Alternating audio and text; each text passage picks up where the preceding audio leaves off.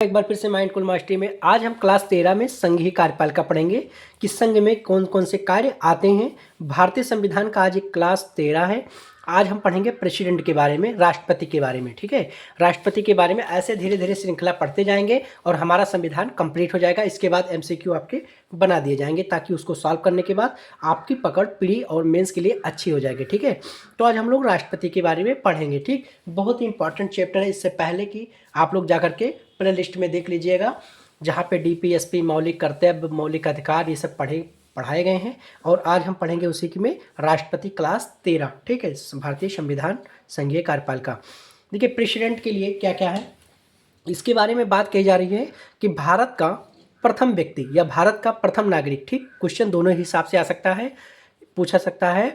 First civil of India यानी कि प्रथम जो नागरिक है, ठीक, वो कौन है, या भारत का प्रथम व्यक्ति या भारत का प्रथम आदमी या भारत का प्रथम नागरिक, किसी पर प्रकार से पूछा जाए यानी भारत का प्रथम कौन है तो राष्ट्रपति होता है। ठीक, भारत की संघ की कार्यपालिका का मुख्य व्यक्ति कौन होता है तो मुख्य व्यक्ति कौन होता है यानी जो प्रधान होता है वो राष्ट्रपति होता है। ठीक, और संघ की कार्यपालिका में वास्तविक मुख्य व्यक्ति कौन होता है तो संघ की कार्यपालिका में वास्तविक मुख्य व्यक्ति प्रधानमंत्री होता है। अब यहाँ क्वेश्चन देखिए हमारे यहाँ संसदीय प्रणाली लगा है और राष्ट्रपति केवल नाम मात्र के हैं। ठीक, हमारा सब कुछ जैसे ब्रिटेन का जब दबदबा रहा 190 साल तक राज किया तो वहीं से संसदीय प्रणाली ज़्यादातर शुरू हुई।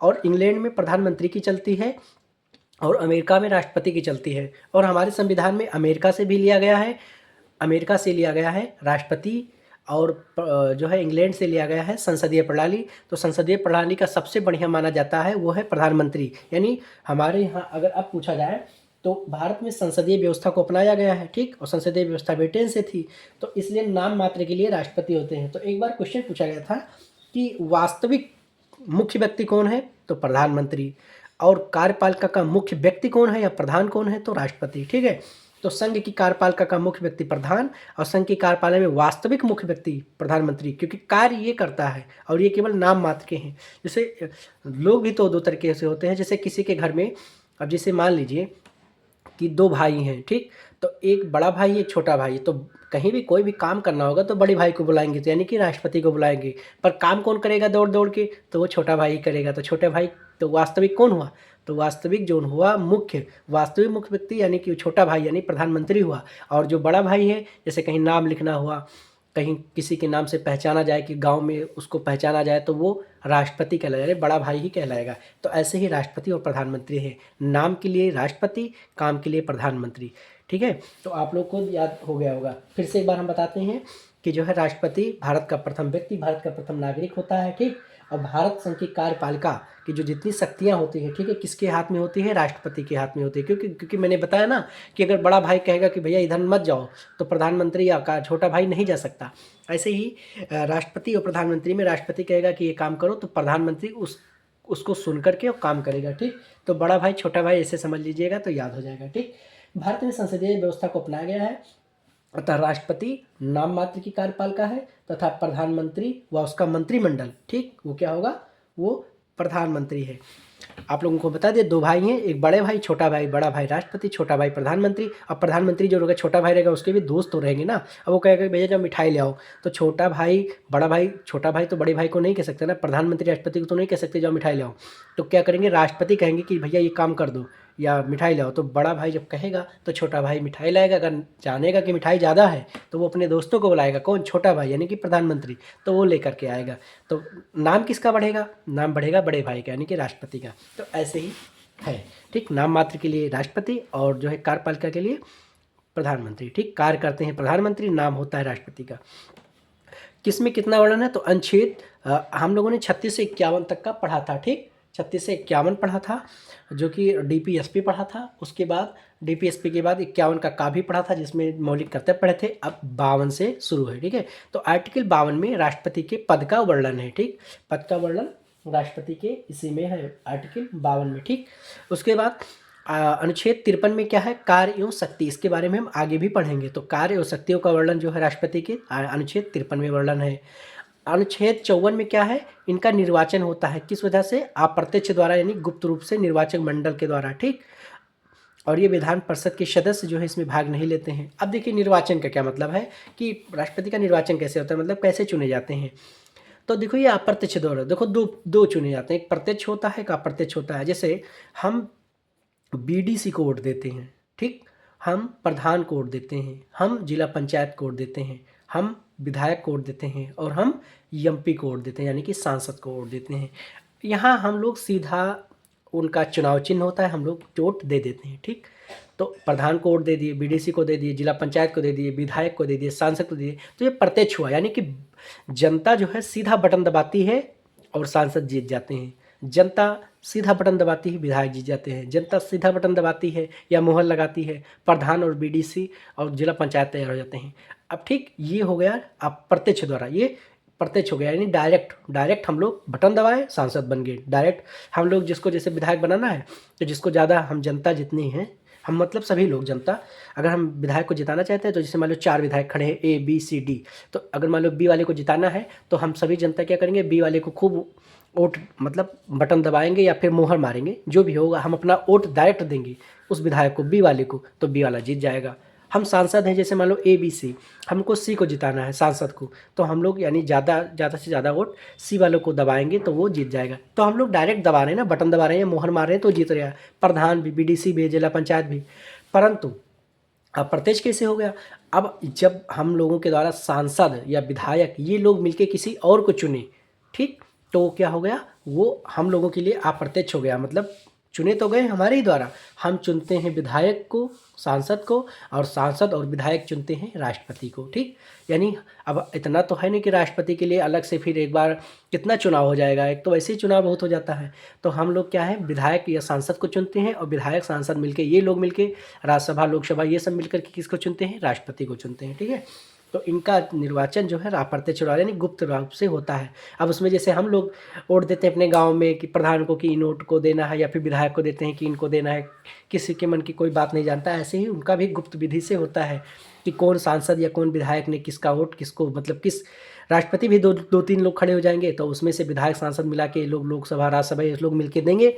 अब जब देंगे तो ये सब चुपके से तो देंगे वो लोग, नहीं तो पता लगेगा राष्ट्रपति जीत जाएगा तो ये पता चल जाएगा कि ये वाला तो हमको सांसद वोट नहीं, मतलब वोट नहीं दिया है, अपना मत नहीं दिया, या विधायक नहीं दिया है, तो उसके खिलाफ कहीं कभी भी अपना जो है निशाना साध करके और उससे ज़बरदस्ती काम करवा सकता है, उसको कोई फंसा सकता है या उससे बदला ले सकता है। तो इसलिए उसका गुप्त विधि से द्वारा होता है, और हम लोग भी तो गुप्त विधि से करते हैं। हाँ, कुछ लोग तो थोड़ा खुल के प्रचार करते हैं, पर इतना प्रभाव नहीं होता है। पर वहाँ आगे स्तर पे थोड़ी बात ज़्यादा गहरी गंभीर हो जाती है, देश की बात हो जाती है, तो थोड़ा वो ज़्यादा रिस्की है, ठीक। तो हम लोग बीडीसी, प्रधानी, जिला पंचायत और सांसदी और विधायकी का वोट प्रत्यक्ष रूप से देते हैं, यानी जनता जिसको डायरेक्ट चुने जिताए वो प्रत्यक्ष हुआ, और जो जीते हुए प्रतिनिधित्व हैं जैसे विधायक या बीडीसी, विधायक, बीडीसी, जिला पंचायत, प्रधान, सांसद, ये लोग जीत गए हैं। अब ये लोग किसी दूसरे को जिताएंगे, तो जिसको जिताएंगी तो वो अप्रत्यक्ष द्वारा कहलाया जाएगा, ठीक। तो निर्वाचक मंडल का तैयार होता है। निर्वाचक मंडल में अब देखिए इसमें कौन कौन से भाग लेते हैं। इसमें क्वेश्चन पूछा जाता है विधान परिषद के सदस्य इसमें नहीं है, क्यों, क्योंकि विधान परिषद सभी राज्यों में नहीं लागू है। तो भैया जब नहीं लागू है तो अन्याय नहीं हो जाएगा। जैसे मान लो कुछ राज्यों में है, भारत के जो राज्य हैं 28 से 29 राज्य हैं, उन लोगों में जो है विधान परिषद के जितने भी सदस्य हैं सभी राज्यों में तो है नहीं, तो कहीं ना कहीं सभी राज्य जब मिलेंगे तभी विधान परिषद, या तो सभी राज्यों में हो, अगर नहीं है तो भी भाई उतने कम ही लोग देंगे तो फिर अन्याय हो जाएगा, तो इसलिए विधान परिषद को हटा ही दिया गया, ठीक। अब उसमें वोट कौन कौन देते हैं, देखो लोकसभा के निर्वाचित सदस्य, यानी लोकसभा यानी जितने लोग को एमपी हम लोग यानी सांसद बना के भेजते हैं वो लोग, निर्वाचित मतलब जीते हुए, ठीक, जीते हुए जितने, जैसे हम लोगों ने जिसको जिता के भेजा वो लोग इसमें भाग ले सकते हैं, लोकसभा के निर्वाचित सदस्य। राज्यसभा के निर्वाचित सदस्य यानी राज्यसभा के जो जीते हुए लोग हैं वो सदस्य होंगे। विधानसभा के निर्वाचित सदस्य यानी विधानसभा जैसे जो हम लोग विधायक बनाते हैं वो सब कौन, जीते हुए विधायक, यानी सब जीते हुए, निर्वाचित मतलब जो जीता हुआ हो, ठीक। तो निर्वाचित सदस्य, उसके बाद दिल्ली और पौंडीचेरी की विधानसभाओं के निर्वाचित सदस्य ये भी जोड़ते हैं। यानी देखा जाए तो राज्यसभा, लोकसभा, विधानसभा और दिल्ली पांडिचेरी के विधानसभा, यानी सभी विधानसभा द्वारा, लोकसभा द्वारा, राज्यसभा द्वारा जितने लोग जीते हैं यानी कि जीत हासिल कर चुके हैं, यानी जनता उनको जिता के बिठाई है, तो वो लोग जो है राष्ट्रपति के चुनाव में भाग लेते हैं वही लोग, और जो हारे हैं वो इसमें जो है भाग नहीं ले सकते, ठीक है। तो इतना याद रखना, कहीं भी होगा निर्वाचित, निर्वाचित मतलब जीता हुआ, ठीक। तो जीता हुआ लोकसभा, राज्यसभा, विधानसभा, दिल्ली पांचेरी विधानसभा के जो सदस्य होंगे वो लोग वोट दे करके इनको जिताते हैं। दूसरा अनुच्छेद 55 क्या कहता है कि एकल संक्रमणीय मत द्वारा बोला जाता है। ठीक है, एकल संक्रमणीय मत एवं समानुपाती प्रतिनिधित्व प्रणाली इसमें लागू होता है। ठीक है बेटा, यानी एकल संक्रमणीय मत एवं समानुपाती प्रतिनिधित्व प्रणाली के द्वारा होता है। यानी समानुपाती मतलब इसका एक रेंज निकाला जाता है कि इतने राज्य में से इतने लोग पब्लिक में से किसी एक को गिना जाएगा, ठीक, तभी जाकर के ये रेशियो बनाया जाता है। तो समानुपातिक प्रतिनिधित्व प्रणाली द्वारा और एकल संक्रमणीय मत द्वारा जो है राष्ट्रपति का चुनाव होता है। ठीक, उसके बाद अनुच्छेद 56। अब देखो पहले पद आया, इनकी कार्यशक्तियाँ देखी गई, अब इनको निर्वाचन के लिए सभी लोगों ने वोट दिया, अब जिता दिया किस विधि द्वारा, एकल संक्रमण मत द्वारा समानुपाती। अब जब जीत गए हैं तब ये क्या करेंगे, इनकी पूछा जाएगा भाई आप कितने साल तक काम करोगे भैया, तो अनुच्छेद 56 में पदावधि की बात की जाएगी। ठीक, तो कितने साल तक, 5 साल तक। कब से, ये क्वेश्चन पूछा जाता है, कभी कभार पूछा जाता है कि कितने वर्ष से, तो देखो जब शपथ से लेकर के, यानी कि जिस दिन चुनाव हुआ वहाँ से नहीं जीता जाएगा, यानी जिस दिन जीते उस दिन से नहीं। अब शपथ लेते लेते 2 महीने लग गए, तो जब से वो शपथ लेंगे, जिस दिन शपथ दिलवाया जाएगा, ठीक है, न्यायाधीशों के द्वारा, उसी दिन से ही माना जाएगा 5 साल। ठीक, तो पदावधि 5 साल शपथ से लेकर के माना जाएगा। त्यागपत्र, जैसे अगर इनको त्यागपत्र देना होगा तो उपराष्ट्रपति को देंगे, यानी वाइस प्रेसिडेंट को देंगे। ठीक, ये किसी कारणवश या बीमार हो जाते हैं कोई और कारणवश तो किसको अपना त्यागपत्र दे सकते हैं, तो ये उपराष्ट्रपति को देंगे। ठीक, तो जैसे दूल्हा और सहबाला होता है, तो दूल्हे को जब कोई काम नहीं समझ में आता है तो किसको देगा, तो सहबाले को देगा। तो ऐसे राष्ट्रपति और उपराष्ट्रपति होते हो, प्रेसिडेंट और वाइस प्रेसिडेंट, तो उनको जब को त्यागपत्र देना होगा तो किसको देंगे, उपराष्ट्रपति यानी कि वाइस प्रेसिडेंट को। ठीक, दूल्हा किसको देगा, तो दूल्हा देगा किसको, अपने सहवाले को। ठीक, ऐसे इनकी पदावधि, तो अनुच्छेद 56 में इनकी पदावधि की बात की गई है और त्यागपत्र की बात की गई है। 5 साल शपथ से लेकर के 5 साल इनका माना जाएगा। अब भाई शपथ ले लिए, सब कुछ हो गया, उसके बाद अनुच्छेद 57 में वर्णना है कि पुनर्निर्वाचन, यानी एक व्यक्ति चाहे जितनी बार चाहे उतनी बार राष्ट्रपति बन सकता है। कितनी बार, जितनी बार चाहे, यानी जब तक जब लोकसभा, राज्यसभा, विधानसभा वाले कहेंगे नहीं भैया तुम जीतो जीतो जीतो, जब तक जिता रहे हैं तब तक ये जीतेगा। ठीक, कौन, एक बार चाहे जितनी बार राष्ट्रपति आप बन सकते हैं, इसकी कोई तय सीमा नहीं है। ठीक, उसके बाद यूएसए में ऐसा नहीं है, यानी यूनाइटेड स्टेट ऑफ अमेरिका, यानी अमेरिका में केवल मैक्सिमम 2 बार, यानी 2 बार आप राष्ट्रपति बन सकते हो, क्योंकि वहाँ राष्ट्रपति का ज़्यादा चलता है, तो आप 2 बार राष्ट्रपति बन सकते हो। और उसी 2 बार मतलब 5-5 साल मान लीजिए, तो 10 साल में जो दिखाना होगा आप दिखाइए कि क्या क्या कर सकते हो। बाकी हमारे भारत में जितनी बार चाहे उतनी बार बन सकते हो। ठीक, और ये जो है कहीं ना कहीं ये जो इस प्रकार का जो लाभ हुआ है या इस प्रकार की चीज़ें हुई हैं, वो एक बार केवल डॉक्टर राजेंद्र प्रसाद थे, वो 12 साल के लिए थे, उन्हीं को ये जो है मौका, और या कहें कि उन्हीं को, उनकी किस्मत अच्छी थी कि उनको 12 साल का वही एक मौका पाए थे, उन्हीं की खुशकिस्मती थी कि जो 12 साल तक मैक्सिमम रहे, अधिकतम। बाकी किसी को ये मौका या फिर ये चीज़ें लाभ किसी को और नहीं मिली हैं। ठीक, तो अमेरिका में 2 बार है और भारत में अनलिमिटेड है, चाहे जितनी बार राष्ट्रपति बनो। अनुच्छेद 58, इसमें योग्यता की बात की जा रही है। देखिए योग्यता क्या क्या है, यानी कि क्या आप राष्ट्रपति बन सकते हैं, जरूर। अब देखिए क्या क्या राष्ट्रपति के लिए होना चाहिए, भारत का नागरिक हो, यानी कि वो राष्ट्रपति के लिए देखिए 4 कंडीशन है। भारत का नागरिक हो, भाई हम लोग भारत का नागरिक हैं। ठीक, 35 वर्ष की आयु पूरा कर चुका हो, अधिकतम कोई सीमा नहीं, मतलब अधिकतम 2000 साल का जिए, चाहे 200 साल जिए, चाहे 70 साल जिए, चाहे 60 साल जिए, चाहे 50 साल जिए, यानी अधिकतम की कोई सीमा नहीं है, पर मिनिमम 35 साल होना चाहिए। भाई 35 साल के आप हो जाए तभी आप जो है उस बड़े स्थान पे आपको बैठा जा सकता है। ठीक है, तो 35 वर्ष जो है मिनिमम कैटेगरिया रखा गया है। ठीक, तो उसके बाद लोकसभा सदस्य बनने का योग हो, यानी कि जो लोकसभा, यानी कि सांसद बनने का जो चीज़ चाहिए वो आपके अंदर होना चाहिए, लोकसभा सदस्य बनने का योग हो। उसके बाद यानी मेंबर ऑफ पार्लियामेंट बनने की मतलब आपके पास उतनी योग्यता होनी चाहिए।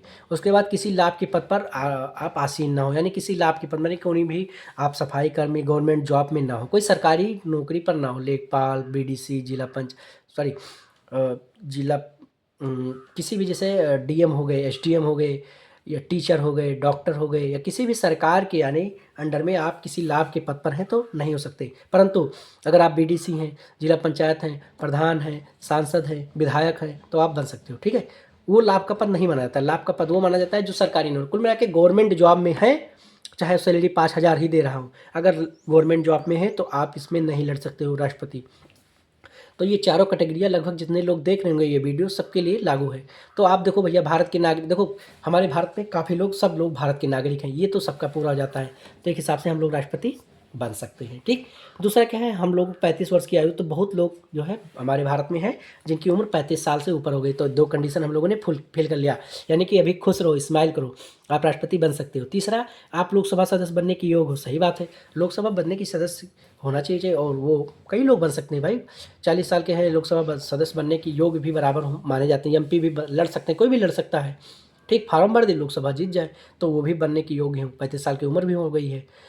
किसी लाभ की पद में, भाई गवर्नमेंट जॉब वैसे भी भुखमरी अपने यहाँ जो है वैकेंसी नहीं आ रही, तो लोग मतलब सरकारी नौकरी नहीं है, बहुत लोगों के पास सरकारी नौकरी नहीं है, तो वो भी बन सकते हैं। यानी 4 कैटेगरी की वजह से हम लोग राष्ट्रपति बन सकते हैं, जिनकी 35 साल उम्र हो, भारत का नागरिक हो, और लोकसभा बनने की जो है योग्यता होनी चाहिए, और किसी जो है गवर्नमेंट जॉब नहीं है, तो ऐसे चारों हैं। परंतु अगर ऐसे बनेंगे तो पूरे भारत में कितने करोड़ लोग राष्ट्रपति बन जाएंगे भाई, बहुत लोग, करोड़ों नहीं, मान लो हज़ारों, तो 10-20 हज़ार तो राष्ट्रपति बन ही जाएंगे, तो वो आखिर में क्यों नहीं बन पाते। अब देखिए आगे कंडीशन क्या लगाता है, इनका चुनाव होता है। ठीक, यानी राष्ट्रपति पद के उम्मीदवार के लिए 50 प्रस्तावक, 50 अनुमोदक, यानी 50 एमपी, 50 एमएलए होना चाहिए उनके फेवर में। ठीक, तो यहीं पे दिक्कत आ जाती है, और यहीं से जो है सबका सपना टूट जाता है। यानी 50 प्रस्तावक और 50 अनुमोदक, यानी 50 एमएलए, 50 एमपी होने चाहिए, ठीक, उनके फेवर में। ठीक, और खुद जो है 50 एमपी, 50 एमएलए उनको मिलके जिताएं। ठीक, इतने 100 लोगों कम से कम अनुमोदक करें, यानी कि हाँ उनके लिए प्रस्तावक रहें, 50 प्रस्तावक रहें, कि 50 लोग प्रस्ताव करें कि हाँ भैया इनको बनाना चाहिए, और 50 जो है अनुमोदक रहें, 50 एमएलए। ठीक, तब तो ये अब सबको थोड़ी बनाया जाएगा, अब वही पद पे जाएगा जो कोई एक बिरला ही इसमें राष्ट्रपति बनने योग्य होगा। ठीक है, और देखिए, तो चुनाव राष्ट्रपति पद के उम्मीदवार के लिए 50 प्रस्तावक और 50 अनुमोदक, यानी 50 एमपी और 50 एमएलए होने चाहिए, और वो भी किसके लिए, राष्ट्रपति पद के उम्मीदवार के लिए निर्वाचक मंडल के 50 सदस्य प्रस्तावक और 50 सदस्य अनुमोदक, यानी 50 एमपी और 50 एमएलए होने चाहिए। तो ऐसा आप सबके लिए तो होगा नहीं कि 10,000 लोग जाओ राष्ट्रपति बन जाओ, तो ये तो पूरा हो सकता है, पर ये नहीं पूरा हो पाएगा भाई। क्यों 50 एमपी हमें क्यों मानेंगे, क्यों जानेंगे, 50 एमएलए हमारे फेवर में क्यों रहेंगे, इतने लोग काहे हमको जानेंगे, तो ये जानना जरूरी है। अब यहीं से बात फंस जाती है, तो इसीलिए हर कोई जो है राष्ट्रपति नहीं बन सकता।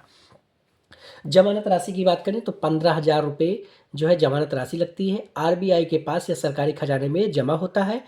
ठीक है, यानी राष्ट्रपति पद के लिए अगर किसी ने किया है तो उसे 15,000 रुपये जमा करना होगा, और सरकारी खजाने में। और देखिए, अगर 15,000 रुपये जमा किए, अगर राष्ट्रपति नहीं बन पाता है तो वो हार जाता है, तो 15,000 रुपये जमानत राशि ले ली जाती है। परंतु एक कंडीशन है, अगर कुल वैध मत का, यानी कि जो वोट आए, ठीक है, जो मत इनको मिले, 1/6 मत मिलने पर जमानत राशि आपको वापस हो जाएगी। यानी कि मान लीजिए 600 वोट है, ठीक, 600 वोट है, तो उसमें से 100 वोट आपका होना चाहिए, या मान लीजिए 60 वोट हैं, मान लीजिए 60 वैध मत हैं कुल मिला के टोटल, उसमें से 10 वोट आपके अगर आ गए, तो अगर 50 नहीं मिले तो 1/6 हो गया, यानी 60 का 1/6 बराबर 10 हो गया, यानी 60 में से 10 वोट आ गए तो आपको जमानत राशि मिल जाएगी। अगर 1/6 यानी 10 से 9 भी, 60 में से अगर 9 मत आए आपके, तो आपके 15,000 जमानत राशि जब्त हो जाएगी, यानी 50,000 15,000 रुपये आपके चले जाएंगे। ठीक, तो ये जमानत राशि आपको वापस नहीं मिलेगी। कब, जब 60 में से अगर 9 आपको मिले, अगर 10 मिल गया, यानी 1/6 मत मिल जाते हैं वापसी, तो आपको पैसा वापस हो जाएगा। ठीक, उसके बाद हम अनुच्छेद 60 की बात करें, इसमें शपथ की बात की जा रही है। तो इसको शपथ कौन दिलाता है, तो मुख्य न्यायाधीश या वरिष्ठ न्यायाधीश शपथ दिलाते हैं, किसको, राष्ट्रपति को। यानी मुख्य न्यायाधीश, सर्वोच्च न्यायालय के मुख्य न्यायाधीश, या फिर वरिष्ठ न्यायाधीश, यानी कि या फिर उनसे जो बड़े हैं, या फिर अगर मान लीजिए मुख्य न्यायाधीश नहीं है मौके पर, तो वरिष्ठ न्यायाधीश से शपथ दिला दिया जाता है राष्ट्रपति को। तो आर्टिकल अनुच्छेद 60 में शपथ का वर्णन है। ठीक, उसके बाद अनुच्छेद 61 में जो है महाभियोग, यानी कि शपथ दिला दिया, हो गया सब कुछ। अब अगर कोई जैसे राष्ट्रपति काम नहीं करता या कोई गलत काम करता है, तो उस पर महाभियोग लगाते हैं, यानी कि कोई गलत काम कर दिया, या फिर जो है भ्रष्टाचार फैला रहा है, या फिर तुम्हें समझ में आ रहा है, हम मतलब संसद को लगता है कि ये अच्छा नहीं है, ये जो है देश की शांति सुरक्षा, या उसको लगता है कि अव्यवस्था फैला रहे हैं, तो महाभियोग लाया जा सकता है, ये लोकसभा या राज्यसभा के द्वारा। ठीक, और महाभियोग लगा कर इनको हटाया जाता है। उसके लिए एक प्रोसेस होता है कि 14 दिन पहले लिखित सूचना दी जाती है, किसको, राष्ट्रपति को, कि आपको, आपके खिलाफ जो है महाभियोग लगने वाला है, आपको हटा दिया जाएगा, लोकसभा या राज्यसभा किसी एक में से। ठीक, कोई एक, लोकसभा या राज्यसभा से 14 दिन पहले लिखित सूचना दी जाती है। ठीक, अगर लोकसभा से दी गई तो फिर राज्यसभा वाले, मतलब या फिर लोकसभा वाले देंगे या फिर राज्यसभा वाले। ठीक, 14 दिन पहले लिखित सूचना दी जाती चाहिए। यदि राष्ट्रपति के निर्वाचन संबंधी कोई भी मामला हो तो हमेशा सुप्रीम कोर्ट में जाएगा। ठीक, राष्ट्रपति के निर्वाचन संबंधी अगर निर्वाचन होता है उसके संबंधी कोई भी मैटर होता है तो सुप्रीम कोर्ट में जाएगा। राष्ट्रपति की रिक्त को 6 माह के अंदर भरना होता है जब राष्ट्रपति पद पर ना हो। जैसे मान लो राष्ट्रपति अकाल मृत्यु हो गई या कोई कंडीशन हो गई या उसको हटा दिया गया, महाभियोग लगा दिया गया, हट गया, तो 6 माह के अंदर उसको भरना होता है। इसके लिए जो है सांसद और फिर एमएलए, लोकसभा, राज्यसभा, विधानसभा सब लोग मिलकर के फिर से चुनते हैं और तुरंत जो है 6 महीने के अंदर राष्ट्रपति के पद को भर देते हैं। ठीक, अभी तक किसी पर महाभियोग नहीं लगा है। तो हम लोगों ने राष्ट्रपति के बारे में जाना। 52 में पद का वर्णन, 53 में कार्य शक्ति, 54 में निर्वाचन होता है, 55 में एकल संक्रमण मत एवं समानुपातिक प्रतिनिधित्व प्रणाली द्वारा, 56 में इनकी पदावधि की बात की जा रही है और त्यागपत्र की बात की जा रही है कि उपराष्ट्रपति को देंगे। 57 में पुनर्निर्वाचन की बात की जा रही है। अनुच्छेद 58 में योग्यता की बात की जा रही है। उसके बाद 60 में जो है शपथ की बात की जा रही है। 61 में महाभियोग की बात की जा रही है इनको हटाने की। ठीक, अब हम आगे पढ़ेंगे कि इनकी कार्य और शक्तियाँ क्या क्या हैं। तो हम लोग पढ़ेंगे राष्ट्रपति की शक्तियाँ क्या क्या है। देखो, अनुच्छेद 53 में स्वयं या अधिनिष्ठों या प्रधानमंत्री या राज्यपाल के माध्यम से ये शक्तियों का प्रयोग करते हैं। कौन? राष्ट्रपति। ठीक, राष्ट्रपति अनुच्छेद 53 में हम लोगों ने पढ़ा था कि कार्य और शक्ति, तो ये अपना कार्य शक्ति किससे करवाते हैं? देखिए, प्रधानमंत्री से करवाएंगे और राज्यपाल के माध्यम से शक्तियों का ये प्रयोग करते हैं। कौन? राष्ट्रपति। अनुच्छेद 53 में इसका वर्णन है। अब देखिए कार्यपालिका की शक्ति, ये कार्यपालिका में कैसे है, यानी इनको क्या क्या अथॉरिटी, क्या क्या मतलब इनको जो है मिला है, पावर क्या क्या मिला है। कार्यपालिका की इनकी पावर मिली, पावर मतलब शक्ति। ठीक है, कार्यपालिका की पावर मिली है, शक्ति मिली है। ये नियुक्ति की शक्ति, यानी नियुक्ति करते हैं। किसकी करते हैं? प्रधानमंत्री की, न्यायाधीश की, सुप्रीम कोर्ट एवं हाई कोर्ट की नियुक्ति करते हैं, कैग की नियुक्ति करते हैं। उसके बाद चुनाव आयुक्त का, उसके बाद वित्त आयोग का, फिर महान्यायवादी का, फिर राज्यपाल का और फिर भाषा आयोग के सदस्य का, ओबीसी, एससी, एसटी यानी पिछड़ा वर्ग, अनुसूचित जाति, अनुसूचित जनजाति, अल्पसंख्यक आयोग के ये सदस्य की ये नियुक्ति करते हैं। कौन? राष्ट्रपति। कैग के बारे में आप सुने होंगे, भारत के नियंत्रक एवं महालेखक परीक्षक की जो है नियुक्ति राष्ट्रपति के द्वारा होती है। ठीक है, उसके बाद महान्यायवादी, अटॉर्नी जनरल, इनकी भी नियुक्ति राष्ट्रपति के द्वारा होती है। तो कितनी कितनी? प्रधानमंत्री, न्यायाधीश चाहे जैसे भी हो, सुप्रीम कोर्ट हो या हाई कोर्ट हो, कैग, चुनाव आयुक्त, वित्त आयोग, महान्यायवादी, राज्यपाल, भाषा आयोग के सदस्य, ओबीसी, एससी, एसटी, अल्पसंख्यक आयोग के सदस्य एवं अन्य की जो है नियुक्ति कौन करते हैं? जितने भी बड़े पद हैं उसकी राष्ट्रपति जो है नियुक्ति करता है। उसके बाद अंतर्राज्यीय परिषद का गठन, आर्टिकल 263 में वर्णन है। ठीक, गठन कौन करता है अंतर्राज्यीय परिषद का गठन? तो राष्ट्रपति करते हैं। वित्त आयोग का गठन कौन करते हैं? तो राष्ट्रपति करते हैं, आर्टिकल 280 के तहत।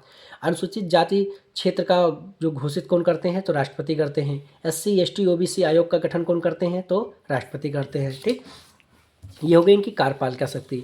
उसके बाद विधायी शक्तियों के बारे में, जो कि नियम बनता है, जो भी कानून बनता है। ठीक, कानून बनाने वाली शक्तियों में संसद का ये अभिन्न अंग माने जाते हैं। ठीक, राष्ट्रपति जो है संसद का अभिन्न अंग होता है। ठीक, ये क्वेश्चन पूछा जाता है, भिन्न होता है अभिन्न होता है, तो अभिन्न अंग होते हैं। ठीक, संसद का अभिन्न अंग होते हैं राष्ट्रपति। कोई बिल या विधेयक हस्ताक्षर के बाद ही पारित होता है, यानी कि राष्ट्रपति के बिना सिग्नेचर के ये कोई भी बिल पारित नहीं होगा। यानी कोई बिल या विधेयक, ठीक, कोई भी नियम आया, कानून आया, तो वो राष्ट्रपति के हस्ताक्षर के बाद ही पारित होता है। यानी राष्ट्रपति जब तक आदेश नहीं देता है, यानी सिग्नेचर नहीं करता है, तब तक वो पारित नहीं होता है और बिल धारा का धारा रह जाता है। 1, 2, 3 यानी आर्टिकल 123 के द्वारा अध्यादेश जारी करने की शक्ति किसके अंदर होती है? तो राष्ट्रपति जो है अध्यादेश जारी करता है। किसके थ्रू? आर्टिकल 123 के थ्रू राष्ट्रपति जो है अध्यादेश जारी करता है। उसके बाद संसद को संबोधित करना होगा तो कौन करता है? राष्ट्रपति। ठीक, संसद को कौन संबोधित करता है? तो राष्ट्रपति करता है। संसद के सत्र को बुलाना या सत्रावसान करना या लोकसभा को भंग करना, ये किसको है? अनुच्छेद 85 यानी आर्टिकल 85 के तहत राष्ट्रपति संसद के सत्र को बुला सकता है, सत्रावसान कर सकता है, लोकसभा को भंग कर सकता है। ठीक, तो ये विधायी शक्तियाँ थी। अब आगे हम पढ़ेंगे राष्ट्रपति और क्या कर सकता है? वित्तीय शक्ति। वित्तीय शक्ति में कहें तो धन विधेयक पर राष्ट्रपति की सहमत पहले ही सिग्नेचर करते हैं। ठीक है, धन विधेयक पर राष्ट्रपति का सहमति पहले ही सिग्नेचर करते हैं। ठीक, उसके बाद यानी धन विधेयक पर कोई भी है तो राष्ट्रपति के सहमति के पहले ही सिग्नेचर किया जाता है। ठीक, उसके बाद भेजा जाता है। आकस्मिक निधि यानी कि कोई इमरजेंसी जो पैसा होता है, लेन देन होता है, राष्ट्रपति के नियंत्रण में होता है। ठीक, आर्टिकल 267 के थ्रू। ठीक है, तो इस हिसाब से हम देखते हैं कि धन विधेयक पर राष्ट्रपति का कंट्रोल होता है। आकस्मिक निधि यानी कि कोई इमरजेंसी पैसा काम हो या फिर कोई भी पैसा जिसको जैसे जैसे बड़े बड़े पदों पे जो पैसा जाता है वो किसके नियंत्रण में होता है? इसका नियंत्रक होता है तो राष्ट्रपति होता है, आर्टिकल 267 के थ्रू।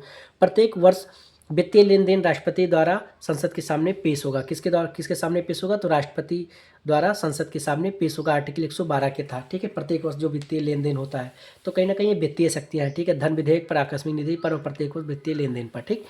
उसके बाद न्यायिक शक्ति में क्या क्या है? क्षमादान की शक्ति। अगर मान लो जज साहब, सुप्रीम कोर्ट नहीं करें कि जो है सुप्रीम कोर्ट के उच्चतम न्यायालय यानी कि दिल्ली हाई कोर्ट अगर आदेश देती है कि इनको फांसी की सज़ा होगी, तो उनको केवल एक ही लोग बचा सकते हैं। कौन? वो राष्ट्रपति ही बचा सकते हैं। आर्टिकल 72 इनको ही प्राप्त है। अगर किसी को फांसी की सज़ा हो गई, जैसे मान लीजिए जिला न्यायालय ने कहा कि फांसी की होगी, हाई कोर्ट ने कहा फांसी की सज़ा होगी, और जाकर के सर्वोच्च न्यायालय में गए, वहाँ भी फांसी की सज़ा होगी, तो उसको कोई बचा नहीं सकता है। तो उसको केवल बचा सकता है तो राष्ट्रपति। राष्ट्रपति ऐसा है जो तुम्हें क्षमादान कर सकता है। तुम्हारे सभी पापों को, तुम्हारे सभी दंडों को कौन माफ़ करता है? राष्ट्रपति माफ़ करता है। तो ये बहुत बड़ी पावर होती है क्षमादान की। किसी के प्राण की रक्षा करना ये जो है राष्ट्रपति के हाथ में। अगर कोई भी आप क्राइम करो, अगर आप सही समय पर सुधर जाओ और राष्ट्रपति को दया आ जाए, तो आपको क्षमादान मिल सकता है आर्टिकल 72 के थ्रू, ठीक। उसके बाद सुप्रीम कोर्ट से आप फांसी पर लटकते लटकते अगर उससे पहले भी अगर आ गए, सही समय पर पहुंच जाते हैं राष्ट्रपति, और राष्ट्रपति अगर बचाना चाहे तो आप बच सकते हैं। बाकी अगर राष्ट्रपति ने भी दरवाज़ा बंद कर दिया तो आपको कोई बचा नहीं सकता। उसके बाद सुप्रीम कोर्ट से सलाह लेने की शक्ति, आर्टिकल 143, यानी कि राष्ट्रपति जो है सुप्रीम कोर्ट से सलाह ले सकता है। किसी चीज़ों में अगर उसको नहीं समझ में आ रहा है तो वो सुप्रीम कोर्ट से सलाह लेता है, पर बाध्य नहीं है कि हाँ भाई, सुप्रीम कोर्ट ये नहीं कह सकता कि हाँ आप ये काम करो। हाँ, ये बता सकते कि भैया ऐसा ऐसा हो सकता है। तो सुप्रीम कोर्ट से सलाह लेने की शक्ति, आर्टिकल 143। देखिए, राष्ट्रपति अपने अनुच्छेद के हिसाब से वो शक्तियों का प्रयोग करता है कि मुझे आर्टिकल 143 के थ्रू सुप्रीम कोर्ट से कहेगा कि भैया आप मुझे सलाह दीजिए, परंतु आप जो सलाह देंगे कोई ज़रूरी नहीं कि हम ये करें ये काम या ना करें, केवल आप सलाह दीजिए और जाइए, एडवाइस दे सकते हो, बाकी जो है आप जो है करा नहीं सकते हो, ठीक। सुप्रीम कोर्ट या हाई कोर्ट की जज की नियुक्ति की शक्ति, यानी कि सुप्रीम कोर्ट, हमने बताया ना उच्चतम न्यायालय, उच्च न्यायालय जो भी, जैसे सुप्रीम कोर्ट है या हाई कोर्ट है, कि जज की नियुक्ति की शक्ति किसके हाथ में होती है? राष्ट्रपति के हाथ में होती है। उसके बाद सैन्य शक्ति, जो तीनों सेना है, जल सेना, थल सेना, वायु सेना की सर्वोच्च शक्ति किसके हाथ में होती है? राष्ट्रपति के हाथ में होती है, ठीक। जब वो चाहेगा वैसे करेगा। किसी भी देश के साथ युद्ध या शांति की घोषणा राष्ट्रपति करता है, यानी सैन्य शक्ति उसको प्राप्त है। आपातकालीन शक्तियाँ, इमरजेंसी जो पावर होती हैं, वो भी राष्ट्रपति को पावर मिलता है। आर्टिकल 352, 356, 360 आपात शक्तियाँ। 52 में क्या होता है? 19 कभी जैसे कोई युद्ध वगैरह, बाह्य या आंतरिक आक्रमण हो तो आपातकालीन शक्तियाँ यूज होती हैं, ठीक। तो आर्टिकल 352 के थ्रू। राष्ट्रपति शासन, आर्टिकल 356, 360 वित्तीय लेन देन, ठीक है। तो देखिए, ये शक्तियों का प्रयोग 1962 में चीन के साथ आपातकालीन का प्रयोग हुआ था। 1971 में पाकिस्तान के साथ आर्टिकल 352 राष्ट्रपति लगा था, ठीक।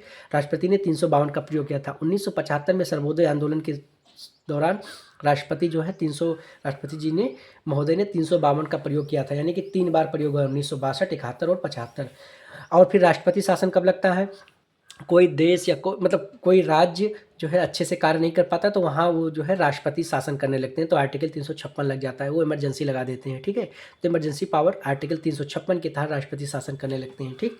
आर्टिकल 360, यानी आज तक भारत में वित्तीय आपात नहीं लगा है, पर इसका प्रावधान किया गया है कि अगर कभी वित्तीय पैसे के लेन देन में कोई आपातकालीन लगता है तो 2 महीने के लिए, न्यूनतम अवधि 2 महीने के लिए राष्ट्रपति जो है आपात शक्तियाँ लगा सकता है। आर्टिकल 360 के तहत वित्तीय आपातकालीन लगा सकता है, ठीक है। तो अभी तक तो नहीं लगा है। उसके बाद सैन्य शक्ति हो गई, आपात शक्ति हो गई। अब वीटो शक्ति की बात करें, ठीक। तो जो है वीटो शक्ति में इनको, राष्ट्रपति को जो है इतना पावर है कि वो वीटो शक्ति का प्रयोग करते हैं। आर्टिकल 111 के। पॉकेट वीटो, यानी कोई बिल राष्ट्रपति के पास पहुंचता है तो उसके पास 3 ऑप्शन रहता है। जैसे कोई बिल पहुंचा, ठीक है, संसद से, तो बिल जब राष्ट्रपति के पास पहुंचता है तो उनके पास 3 ऑप्शन रहता है। पहला, उस पर वीटो पर वो सिग्नेचर करके पास कर देते हैं। पहला आया कि भैया उनको समझ में आया कि ये जो नियम है या कानून बना रहे हो सही है, तो उन्होंने सिग्नेचर करके उसको पास कर दिया कि हाँ ले जाओ, मैंने सिग्नेचर कर दिया, ये ठीक ठाक है, इसको फॉलो कर लो। दूसरा, अगर उस पर सिग्नेचर ना करके पुनर्विचार के लिए वापस लौटा दे, उसके बाद उन्होंने दूसरा क्या कर सकते हैं? जैसे अब 3 ऑप्शन में पहला ऑप्शन उन्होंने कहा कि चलो बिल पास हो गया। अगर दूसरा एक और बिल आया, वो बिल जैसे मान लीजिए जैसे उनको समझ में नहीं आया, तो वो फिर पुनः वापस कर देते हैं कि देखिए भैया आप फिर से इस पर पुनर्विचार के लिए दोबारा देखिए, यानी लोकसभा, राज्यसभा, जहाँ से ये कानून बनती है संसद में वापस भेज देते हैं कि फिर से आप इस पर कानून बनाइए, समझ में नहीं आ रहा है, ये मुझे समझ में नहीं जम रहा है, ठीक। तो वो आप सिग्नेचर ना करके वापस लौटा देते हैं। तीसरा क्या है? उस पर पॉकेट वीटो, यानी वीटो शक्ति, यानी जेबी वीटो, ठीक है, जिसको पॉकेट बी अपनी जेब में रख लेते हैं, ठीक है, उस पर पॉकेट बीटों का प्रयोग करके अपने पास सुरक्षित रख लेते हैं और वो कब तक सुरक्षित रखते हैं या उनके अधीन है और बिल बैठा का बैठा रह जाता है, अर्थात पारित नहीं होता है। तीसरा क्या करते हैं, वो देखो एक बिल आया, कोई ऐसा बिल आया जो उनके देखो वो पास कर दिए, कोई एक और बिल आया जो उनको समझ में नहीं आया तो उन्होंने तुरंत वापस कर दिया। अगर वो भी नहीं कर पा रहे हैं, ठीक, तो फिर तीसरा क्या करेंगे, उसको चुपचाप अपने जेब में रख लेंगे, उसको कहते हैं जेबी बीटो का प्रयोग कर लिए। अब उसको अपने पास रख लेते हैं और वो कानून जो संसद के द्वारा गया है राष्ट्रपति के साथ सिग्नेचर करने के लिए, उसको उठा के जेब में रख लेते हैं और कब तक सुरक्षित रखते हैं ये उनकी अधीन है, यानी वो जब तक चाहें तब तक वो अपना रखे रहते हैं और बिल बैठा का बैठा रह जाता है। और जैसे कोई कोई बिल होता है ना पारित नहीं हो पाता है तो राष्ट्रपति जो है बीटो शक्ति का यानी जेबी बीटो का प्रयोग करते हैं, अपने जेब में रख लेते हैं और वो तब तक नहीं देते हैं वो जब तक कि राष्ट्रपति ना चाहे, उनके अधीन है और वो बिल बैठा का बैठा रह जाता है, अर्थात पारित नहीं होता है। तो एक कंडीशन में केवल पारित होता है कब, जब वो सिग्नेचर कर देते हैं। अगर सिग्नेचर नहीं किए वापस लौटा दिए तो पुनर्विचार के लिए फिर से जो है संसद वाले फिर से उसमें से विचार विमर्श करके फिर से बना के फिर से भेजते हैं, फिर अगर विचार करके फिर वापस कर देते हैं, तो ऐसे चलता रहता है। और कभी कभी ऐसा होता है कि जब समझ में नहीं आ रहा है फिर भी बार बार वो कर रहे हैं तो उस उठा के जेब में रख लेते हैं, कहते हैं ना रहेगा बास ना बजेगी बांसुरी, रख लेते हैं और राष्ट्रपति के अधीन है। राष्ट्रपति से कोई संसद ये नहीं पूछ सकता कि वो आपने सिग्नेचर क्यों नहीं किया, और जेपी बीटो के पास प्रयोग करके रख लेते हैं और बिल का वहीं बना बैठा रह जाता है, अर्थात पारित नहीं होता है। उसके बाद जो है राष्ट्रपति को स्वविवेक की शक्ति, यानी ये लोकसभा का चुनाव हुआ, किसी भी दल को पूर्ण बहुमत नहीं मिलता है तो राष्ट्रपति अपनी स्वेच्छा एवं विवेक से उस व्यक्ति को प्रधानमंत्री चुनते हैं जिससे उनको लगता है कि ये पद अच्छी तरह से कार्य करेंगे, यानी स्वविवेक की शक्तियाँ भी राष्ट्रपति के हाथ में होती है। यानी कोई लोकसभा का चुनाव हुआ आए, जैसे एमपी लोग चुने गए और उसमें से ये हुआ कि प्रधानमंत्री कौन बनेगा, ठीक, और किसी भी दल को पूर्ण बहुमत नहीं मिला, यानी मान लीजिए 90 लोग हैं या 80 लोग हैं, ठीक, और 4 पार्टी हुई, ठीक, तो सभी को 20 चारों हो गया। पूर्ण बहुमत कितने बोले, जैसे 80 में से आधा से ज़्यादा हो गया तभी तो पूर्ण बहुमत हुआ, तो 80 में से 40 से ऊपर होना चाहिए। हुआ क्या, ABCD 4 लोग हुए, 80 सीट में से 20 चारों ABCD को मिला। अब इसमें किसको प्रधानमंत्री बनाया, ए को बना नहीं सकता, बी को नहीं, सी को नहीं, डी को नहीं। अब 4 लोग खड़े हैं प्रधानमंत्री पद के लिए और 80 सीटें हैं और 20 चारों हो गए हैं, तो फिर क्या करेगा, जब देख लेगा राष्ट्रपति तो वो राष्ट्रपति आएंगे और देखेंगे और उनको लगेगा कि ये जो है अच्छा अपनी स्वेच्छा से विवेक से अच्छा काम करेगा, ये प्रधानमंत्री बनने योग्य है, तो प्रधानमंत्री जो है राष्ट्रपति क्या करे, प्रधानमंत्री को चुन लेता है और उनको ये लगता है कि अच्छे से कार्य करेंगे तो वो उन्हें चुनने की शक्ति है और वही प्रधानमंत्री कहलाए जाएंगे। अब बी को चुनेंगे तो बी बन जाएगा प्रधानमंत्री, ए को बनाएंगे तो ए बन जाएगा, ठीक। तो स्वविवेक की शक्तियाँ इनके हाथ में होती है, यानी पूर्ण बहुमत नहीं है तो स्वविवेक की शक्ति प्रयोग करके प्रधानमंत्री बना सकते हैं। अब इनके वेतन की बात करें तो 5 लाख रुपए हैं, ठीक। अब जो है थोड़ा बढ़ भी गए हैं तो 5 लाख रुपए हैं, भत्ते हैं, पेंशन है, इनके जो है राष्ट्रपति को मिलती हैं, ठीक है, वेतन भत्ता पेंशन सब कुछ इनको मिलता है, ठीक। उसके बाद संसद सदस्यों का मनोनयन का अधिकार, यानी संसद के सदस्यों का मनोनयन का इनके मन पे है जो अधिकार है वो राष्ट्रपति जो है प्रयोग करते हैं। राष्ट्रपति को लोकसभा में 2 व्यक्ति, राज्यसभा में 12 व्यक्ति, 2 व्यक्ति आंग्ल भारतीय, ठीक, आर्टिकल 331 के तहत, और 12 व्यक्ति कला साहित्य पत्रकारिता विज्ञान में अनुभव, आर्टिकल 80 के 3 में वर्णन है, ठीक है। तो लोकसभा और राज्यसभा में 12 व्यक्तियों का चयन करते हैं और लोकसभा में 2 व्यक्तियों। ये क्वेश्चन पूछा जाता है बेटा, ये सब हम जो पढ़ा रहे हैं क्वेश्चन पूछे गए हैं। पूछा जाएगा कि लोकसभा में कितने व्यक्तियों का राष्ट्रपति मनोनयन करता है या मनोनीत करता है, तो आंग्ल भारतीय 2 व्यक्ति का, ठीक, लोकसभा में 2, ठीक, और राज्यसभा में 12, ठीक, राज्यसभा में 12 और लोकसभा में 2। उसके बाद हम पढ़ेंगे अब कुछ और इम्पॉर्टेंट क्वेश्चन। देखिए, डॉक्टर राजेंद्र प्रसाद भारत के प्रथम राष्ट्रपति थे, ठीक, डॉक्टर राजेंद्र प्रसाद भारत के प्रथम राष्ट्रपति थे, लगातार 2 बार राष्ट्रपति निर्वाचित हुए, ठीक, लगातार 2 बार चुने गए, यही सबसे ज़्यादा रहे। अमेरिका में 2 बार से ज़्यादा राष्ट्रपति नहीं बन सकते, भारत में अनलिमिटेड बन सकते हैं। ये सौभाग्य जो है डॉक्टर राजेंद्र प्रसाद को मिला, भारत के प्रथम राष्ट्रपति थे, लगातार 2 बार राष्ट्रपति निर्वाचित हुए, 12 साल तक इन्होंने राज किया। Doctor S Radhakrishnan, doctor Sarvepalli Radhakrishnan, ये लगातार 2 बार उपराष्ट्रपति तथा 1 बार राष्ट्रपति रहे, ठीक, 2 बार उपराष्ट्रपति तथा 1 बार राष्ट्रपति रहे। केवल बीवी गिरी के निर्वाचन के समय दूसरे चक्र की मतगणना करनी पड़ी। देखिए, इनकी चक्र होते हैं कि पहले चक्र में, दूसरे चक्र में, तो दूसरे चक्र में जो है बनने वाले राष्ट्रपति कौन थे, तो बीबी गिरी। एक बार क्वेश्चन पूछा गया कि निर्वाचन के दूसरे चक्र के समय मतगणना जब की गई थी, जैसे पहली बार में नहीं बन पाए तो दूसरी बार चक्र की मतगणना हुई, तब डॉक्टर केवल बीबी गिरी ही बने थे। उसके बाद केवल नीलम संजीव रेड्डी एक ऐसे राष्ट्रपति हुए जो एक बार चुनाव में हार गए, फिर बाद में निर्विरोध राष्ट्रपति निर्वाचित हुए। तो ये भी क्वेश्चन पूछा जा सकता है कि ऐसे कौन से राष्ट्रपति हुए जो चुनाव हार गए फिर भी निर्विरोध राष्ट्रपति हुए, तो नीलम संजीव रेड्डी। और दूसरे चक्र की मतगणना के समय बीबी गिरी। और 2 बार राष्ट्रपति, 2 बार उपराष्ट्रपति, 1 बार राष्ट्रपति, तो डॉक्टर राधाकृष्णन। उसके बाद सबसे ज़्यादा कार्यकाल किसका रहा? डॉक्टर राजेंद्र प्रसाद। भारत के प्रथम राष्ट्रपति डॉक्टर राजेंद्र प्रसाद। भारत की प्रथम महिला राष्ट्रपति कौन बनी थी? तो प्रतिभा देवी सिंह पाटिल। ठीक है, तो यहाँ से क्वेश्चन ऐसे हम लोगों ने तैयार कर लिए। अब हम पढ़ते हैं और इनके ट्रिक भी बताएंगे, ट्रिक आप याद कर लेना। देखिए, पहले क्रम में अभी तक 15वें राष्ट्रपति बन चुके हैं द्रौपदी मुर्मू, पहले थे डॉक्टर राजेंद्र प्रसाद। इनका कार्यकाल 1950 से 62 तक चला। पहले जो भारत के प्रथम राष्ट्रपति डॉक्टर राजेंद्र प्रसाद 12 साल मैक्सिमम था, 1950 से 1962 तक। फिर राधा कृष्णन थे। उसके बाद डॉक्टर जाकिर हुसैन जो थे वो 2 साल के लिए सबसे कम समय के लिए बने थे, 1967 से 69 तक। फिर उसके बाद बीबी गिरी बने 5 साल के लिए। उसके बाद फखरुद्दीन अली अहमद 3 साल के। देखो, जहाँ जहाँ 12 साल, 2 साल, 3 साल छोड़ के बाकी सब जगह जो है 5-5 साल के हर जगह बने। ठीक है, ठीक। तो 12 साल के राजेंद्र प्रसाद, पहले राजेंद्र प्रसाद, दूसरे राधाकृष्णन, तीसरे जाकिर हुसैन, चौथा बीबी गिरी। ठीक, बीबी गिरी वही हैं जो दूसरे चक्र की मतगणना के समय जीते थे। ठीक, उसके बाद फखरुद्दीन अली अहमद 3 साल के लिए बने थे, 1974 से 77 तक। फिर उसके बाद नीलम संजीव रेड्डी वो वही हैं जो एक बार पहले हार गए थे चुनाव में, फिर बाद में निर्विरोध राष्ट्रपति हुए 77 से 82, यानी 5 साल तक सबका कार्यकाल था, केवल इन्हीं 3 को छोड़ के। एक का 12 साल, एक का 2 साल और एक का 3 साल। उसके बाद ज्ञानी जैल सिंह, फिर आर वेंकट रमण, फिर डॉक्टर शंकर दयाल शर्मा, के आर नारायण।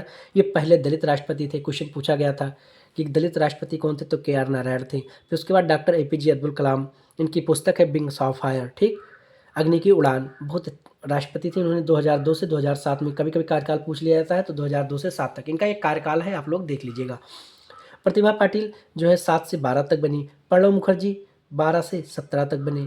फिर रामनाथ कोविंद 17 से 22 तक बने। और द्रौपदी मुर्मू जो पहली और आदिवासी महिला थी 22 से अब तक ही, यानी कि 22 तक, अभी तक जब तक के वीडियो शूट हो रहा है तभी तक ही जो है द्रौपदी मुर्मू राष्ट्रपति अभी भी बनी हुई है। ठीक है, तो हमारे 15 राष्ट्रपति हुए।